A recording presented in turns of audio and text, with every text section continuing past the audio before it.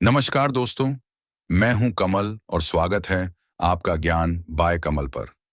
आपकी जिंदगी में एक अदृश्य दुश्मन है। एक ऐसा दुश्मन जिसे आप देख नहीं सकते, छू नहीं सकते, लेकिन हर पल महसूस कर सकते हैं। यह दुश्मन आपकी सफलता और आपके सपनों के बीच एक लोहे की दीवार बनकर खड़ा है। आप पूरी मेहनत करते हैं, आप पूरी कोशिश करते हैं, लेकिन बार बार एक अनजानी ताकत आपको पीछे खींच लेती है। क्या आपने कभी सोचा है वह ताकत क्या है? वह कोई बाहर का इंसान नहीं, आपकी किस्मत नहीं, आपका हालात नहीं। वह अदृश्य दुश्मन, वो दीवार, वो जंजीर आपके ही मन के भीतर है। आज हम कोई किताबी बातें नहीं करेंगे। आज हम आपके मन की उस सबसे गहरी, सबसे अंधेरी परत को खोलने जा रहे हैं, जहां आपके सारे डर, सारे बहाने और सारी नाकामयाबी की जड़ें छिपी हैं। चलिए, आज अपने मन की गहराइयों में उतरते हैं और उस सच का सामना करते हैं जो आपको आजाद कर सकता है। एक समय की बात है, एक शिकार के शौकीन राजा थे। उनके साम्राज्य की शक्ति और शान दूर दूर तक फैली थी। एक दिन एक विदेशी दूत ने उन्हें एक अनमोल उपहार दिया, दो अद्भुत बाजों का जोड़ा। ये कोई आम बाज नहीं थे। वे विदेशी नस्ल के, विशाल पंखों वाले, और उनकी आंखों में एक शाही चमक थी। उन्हें देखकर ही लगता था मानो वे आसमान पर राज करने के लिए पैदा हुए हों। राजा की खुशी का ठिकाना न रहा। वह जानता था कि एक प्रशिक्षित बाज सिर्फ एक पक्षी नहीं, बल्कि शक्ति और प्रतिष्ठा का प्रतीक होता है। उसने अपने सबसे माहिर बाजीगर को बुलाया और हुक्म दिया, इन बाजों को ऐसी ट्रेनिंग दो कि यह मेरे एक इशारे पर आसमान चीर दें और शिकार को मेरे कदमों में लाकर रख दें। बाजीगर उन दोनों बाजों को लेकर अपने प्रशिक्षण केंद्र में चला गया। दिन हफ्तों में और हफ्ते महीनों में बदलने लगे। बाजीगर ने अपनी पूरी जान लगा दी। वह उन्हें इशारों पर उड़ना, हवा के बहाव को समझना और बिजली की तेजी से शिकार पर झपट्टा मारना सिखाने लगा। कुछ महीनों बाद राजा ने सोचा, चलो चलकर देखते हैं कि मेरे शाही शिकारी कितने तैयार हुए हैं। जैसे ही राजा प्रशिक्षण क्षेत्र में पहुंचे, बाजीगर घबराया हुआ उनकी तरफ दौड़ा। उसके चेहरे पर पसीना था और आंखें झुकी हुई थीं। राजा ने अपनी भारी आवाज में पूछा, कहो बाजीगर, कैसी चल रही है ट्रेनिंग? क्या मेरे बाज आसमान का सीना चीरने के लिए तैयार हैं? बाजीगर की जुबान लड़खड़ा गई। बड़ी मुश्किल से उसने कहा, महाराज, आपने जो दो बाज दिए थे, उनमें से एक तो अद्भुत है। वो मेरे एक इशारे पर बादलों से भी ऊपर उड़ान भरता है। उसकी गति और उसकी पकड़ का कोई जवाब नहीं। वो राज्य का गौरव बनेगा। राजा की आंखों में चमक आ गई और दूसरा यह सुनते ही बाजीगर का चेहरा उतर गया। उसने सकुचाते हुए कहा, महाराज, दूसरा बाज पता नहीं उसे क्या हुआ है। वो अपनी जगह से हिलता ही नहीं। वो बस उस पेड़ की एक खास डाल पर बैठा रहता है। मैंने उसे उड़ाने की हर तरकीब अपनाई, उसे ललचाया, उसे भूखा रखा, लेकिन वो टस से मस नहीं होता। अगर बहुत जोर जबरदस्ती की तो वह थोड़ा सा फड़फड़ा कर उड़ता है और तुरंत वापस आकर उसी डाल पर बैठ जाता है। महाराज, ऐसा लगता है जैसे उसे उड़ना पसंद ही नहीं, जैसे उसे अपनी उस शाखा से कोई गहरा लगाव हो। राजा को सुनकर यकीन नहीं हुआ। एक शाही बाज जो उड़ने के लिए ही बना है, वह उड़ने से इनकार कर रहा है। यह असंभव था। उन्होंने कहा, ठीक है, कल मैं और मेरे मंत्री खुद देखेंगे। तुम हमारे सामने उसे उड़ाने की कोशिश करना। अगले दिन राजा और मंत्री दोनों वहां मौजूद थे। बाजीगर ने अपनी सारी कला का प्रदर्शन किया। उसने उस बाज को उड़ाने की हर कोशिश की, लेकिन नतीजा वही रहा। बाज ने एक छोटी सी बेमन की उड़ान भरी और पलक झपकते ही वापस अपनी पसंदीदा शाखा पर आकर बैठ गया। उसकी आंखों में कोई चमक नहीं थी, कोई आग नहीं थी। वो बस बैठा था, मानो किसी गहरे सोच में डूबा हो। राजा का अहंकार आहत हो गया। उन्होंने ऐलान कर दिया कि जो कोई भी इस बाज को ऊंची उड़ान भरना सिखा देगा, उसे मुंह मांगा इनाम दिया जाएगा। यह खबर आग की तरह फैल गई। दूर दूर के देशों से बड़े बड़े पशु चिकित्सक, ज्ञानी और माहिर बाजीगर आने लगे। कोई कहता बाज बीमार है, कोई कहता इसके मन में कोई डर बैठ गया है। किसी ने जड़ी बूटियां खिलाई, किसी ने मंत्र फूंके, किसी ने उसे डराया धमकाया। हफ्तों तक यह तमाशा चलता रहा, लेकिन वो बाज उसी शाखा पर बैठा रहा। वह सबको देखता, पर उसकी दुनिया उस एक शाखा तक ही सीमित थी। राजा निराश हो गए। एक शाम जब दरबार में उदासी छाई हुई थी, तो उनके बुद्धिमान मंत्री ने एक सुझाव दिया, महाराज, हमने दुनिया भर के विशेषज्ञों को बुलाकर देख लिया। यह सब लोग वह हैं जो पक्षियों के शरीर को जानते हैं। उनकी आदतों को जानते हैं। क्यों ना हम किसी ऐसे व्यक्ति को बुलाएं जो इन सब चीजों को ना जानता हो, कोई ऐसा जो चीजों को एक अलग नजरिए से देखता हो। शायद वह कोई हल निकाल सके।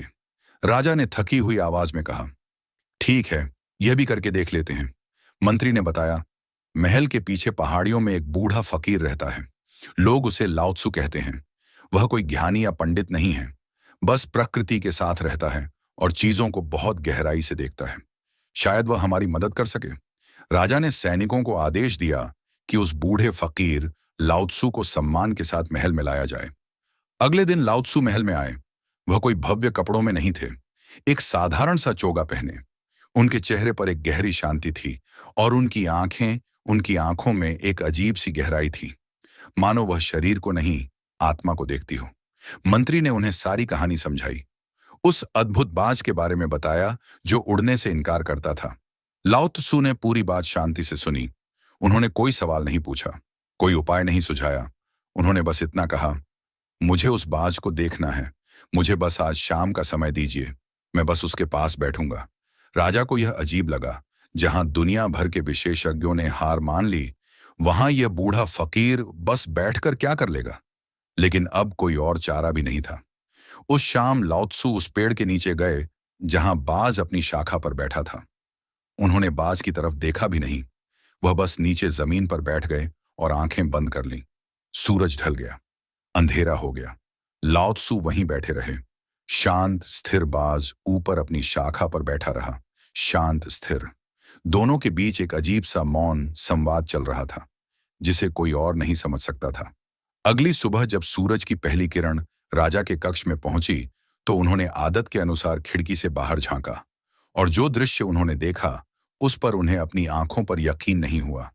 आसमान में दोनों बाज एक साथ बहुत ऊंची उड़ान भर रहे थे।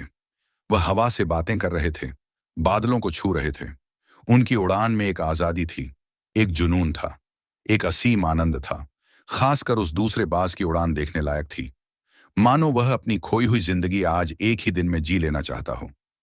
राजा हैरान थे, खुश थे और चकित थे। यह चमत्कार था। उन्होंने तुरंत दरबान को चिल्लाकर कहा, जिसने भी यह चमत्कार किया है उसे फौरन मेरे सामने पेश करो। कुछ ही पलों में लाओ त्सु को राजा के सामने लाया गया।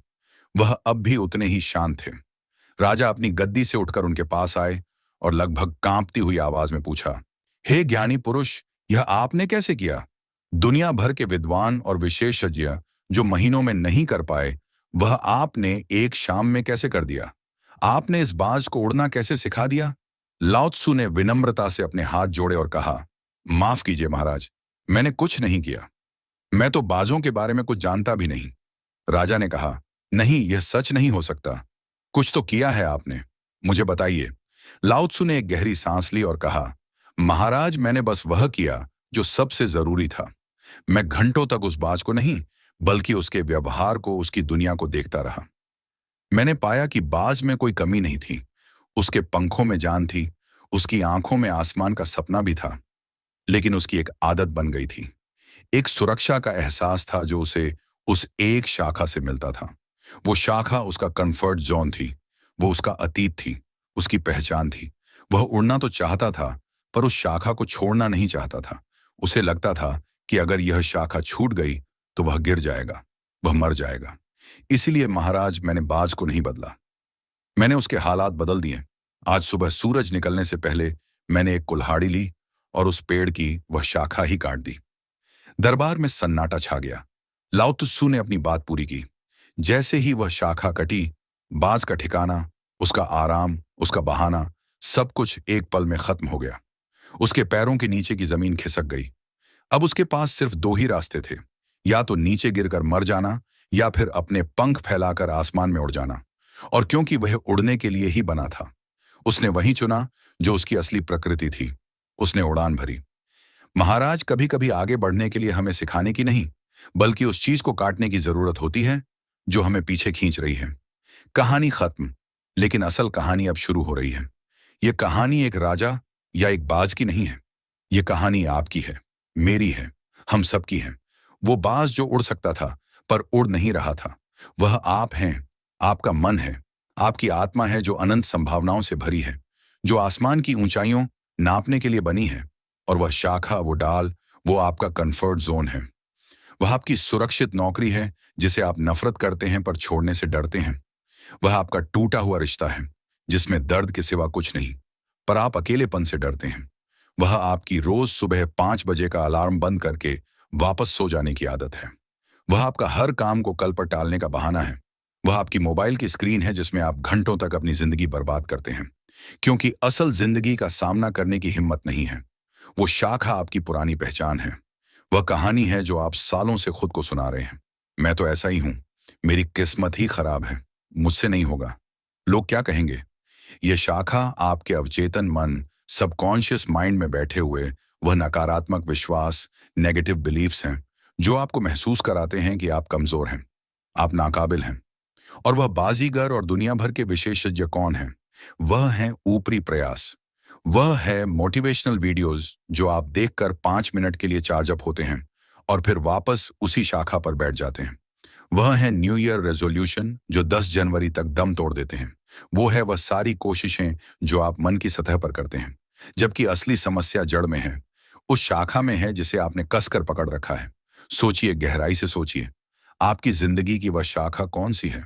वह कौन सी एक चीज है, एक आदत है, एक सोच है, जिसे अगर आज आपकी जिंदगी से काट कर निकाल दिया जाए तो आपके पास उड़ने के अलावा कोई और रास्ता ही नहीं बचेगा। हम सब उस बाज की तरह हैं। हम उड़ना चाहते हैं, हम सफलता चाहते हैं, हम खुशी चाहते हैं, हम आजादी चाहते हैं।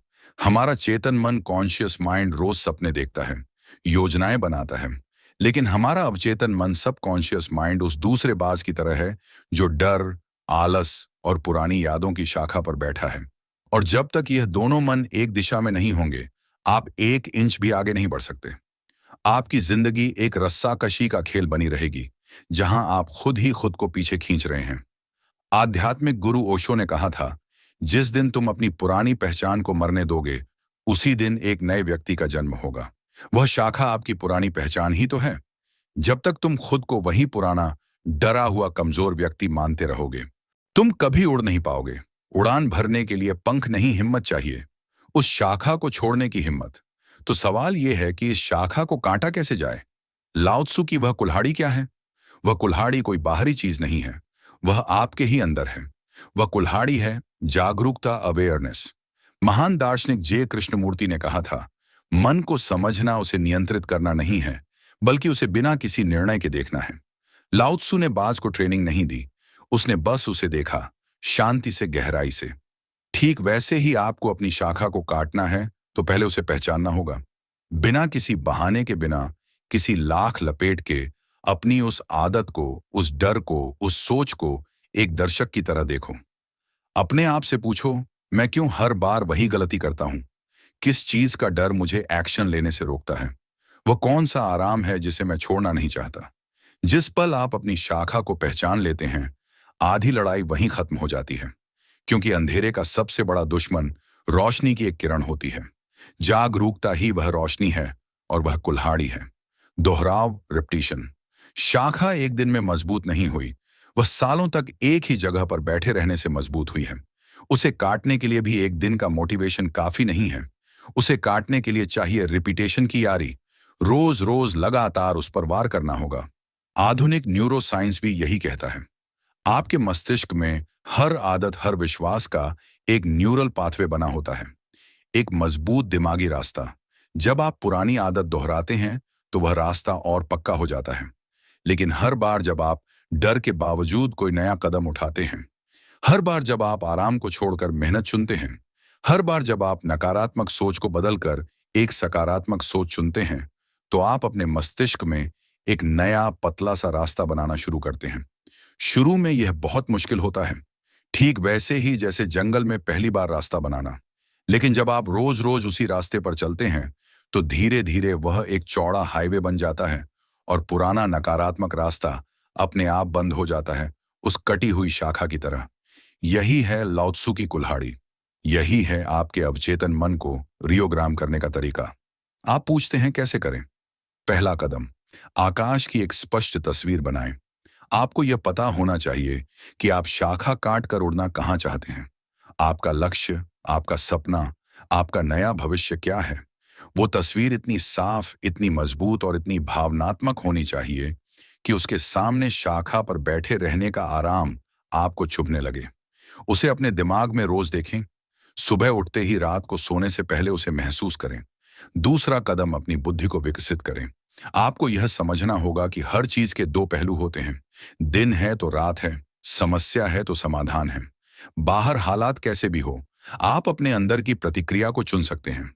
आपको अपनी सोच को बार बार यह संदेश देना होगा, चाहे कुछ भी हो, मैं हर हाल में सकारात्मक पक्ष देख सकता हूं। चाहे कुछ भी हो, मेरा लक्ष्य पूरा होकर रहेगा। जो भी हो रहा है वह मुझे कमजोर नहीं, बल्कि और ज्यादा मजबूत बना रहा है। यह कोई झूठी पॉजिटिविटी नहीं है, यह एक मेंटल एटीट्यूड है। यह एक चुनाव है। जब आपका मन बार बार अतीत की दुखद यादों में जाएगा, तो आप उसे धीरे से पकड़कर वापस अपने लक्ष्य की याद दिलाएंगे और इस सकारात्मक चुनाव को दोहराएंगे। तीसरा कदम, कुल्हाड़ी का पहला वार करें। बड़ा बदलाव लाने के लिए बड़ा कदम उठाने का इंतजार मत करो। एक छोटा, बहुत छोटा कदम उठाओ। अगर आपकी शाखा आलस है तो आज सिर्फ 15 मिनट के लिए वह काम करो जिसे आप टाल रहे हो। अगर आपकी शाखा लोगों का डर है तो आज सिर्फ एक अजनबी को देखकर मुस्कुरा दो। पहला वार सबसे मुश्किल होता है, पर वही सबसे जरूरी है। जैसे ही आप यह करना शुरू करते हैं, आपकी सेल्फ टॉक बदलने लगती है, आपकी बॉडी लैंग्वेज बदलने लगती है, आपके शब्द बदलने लगते हैं। क्यों? क्योंकि आपका मेंटल एटीट्यूड बदल रहा है। और याद रखना, जिस इंसान का मेंटल एटीट्यूड सही है, उसे दुनिया की कोई ताकत नहीं रोक सकती। मेंटल एटीट्यूड का बदलना ही अतीत का छूटना है, शाखा का कटना है। आज के जमाने में लाओ त्सु कौन है? लाओ त्सु वो इंसान है जो अपने फोन से उन सारे ऐप्स को डिलीट कर दे जो उसका समय बर्बाद करते हैं। लाओ त्सु वो इंसान है जो उन दोस्तों से दूरी बना ले जो उसे हमेशा नीचे खींचते हैं। लाओ त्सु वो इंसान है जो टीवी पर न्यूज देखकर दुखी होने की बजाय वो किताब उठा ले जो उसकी जिंदगी बदल सकती है। लाओ त्सु बनना एक चुनाव है, अपनी कुल्हाड़ी उठाना एक चुनाव है। हम सबके अंदर वह बाज है, वह बाज जो उड़ सकता है पर नहीं उड़ता। वह बाज जो इंतजार कर रहा है, वह आपका इंतजार कर रहा है। वह इंतजार कर रहा है कि आप अपनी शाखा को पहचानें और उसे काटने की हिम्मत करें। याद रखिए, सफलता पाने के लिए सिर्फ मेहनत करना काफी नहीं है। अगर उस बाज की मानसिकता नहीं बदलती, तो आप उसे सोने के पिंजरे में भी रख देंगे तो वह खुश नहीं रहेगा। लेकिन अगर उसकी मानसिकता आजाद है, तो वह तूफानों में भी अपनी उड़ान का आनंद लेगा। सफलता मेहनत का नतीजा है, लेकिन वह टिकती तभी है जब आपका मेंटल एटीट्यूड सही हो। अगर आपका मन पुरानी शाखा पर ही अटका है, तो आई हुई सफलता भी हाथ से फिसल जाएगी, क्योंकि आप सबकॉन्शियसली यह मानकर बैठे हैं कि आप उसके लायक नहीं हैं। इसलिए आगे बढ़ने से पहले अपने मन को समझो, रुको और अपने आप से पूछो, मेरी वह एक शाखा कौन सी है? वह कौन सा एक डर है? वह कौन सा एक बहाना है? वो कौन सी एक आदत है जिसे अगर आज अभी इसी पल काट दिया जाए तो मेरी जिंदगी वह उड़ान भर लेगी जिसके लिए मैं बना हूं। आपके अंदर वह बाज है जो आसमान की ऊंचाइयों के लिए बना है, लेकिन वह अपनी मर्जी से नहीं उड़ेगा। आपको खुद लाओ त्सु बनना होगा और अपनी पुरानी आरामदायक, सुरक्षित लेकिन आपको कैद करने वाली शाखा को काटना होगा। सवाल यह नहीं है कि आप उड़ सकते हैं या नहीं, आप यकीनन उड़ सकते हैं। सवाल सिर्फ एक है, क्या आप अपनी शाखा काटने के लिए तैयार हैं? इस वीडियो के बाद कुछ देर शांति से बैठिएगा और अपनी उस सबसे मजबूत शाखा के बारे में ईमानदारी से सोचिएगा। उसे एक कागज पर लिखिए, उसे स्वीकार कीजिए, क्योंकि जिस दिन आपने उसे पहचान लिया, उसी दिन आपने अपनी कुल्हाड़ी उठा ली। ज्ञान बाय कमल पर हम ऐसी ही गहरी यात्राओं पर निकलते हैं जो आपको सिर्फ जानकारी नहीं, बल्कि एक नया दृष्टिकोण देती हैं। अगर आप इस यात्रा में हमारे साथ हैं, तो इस परिवार का हिस्सा बने। धन्यवाद।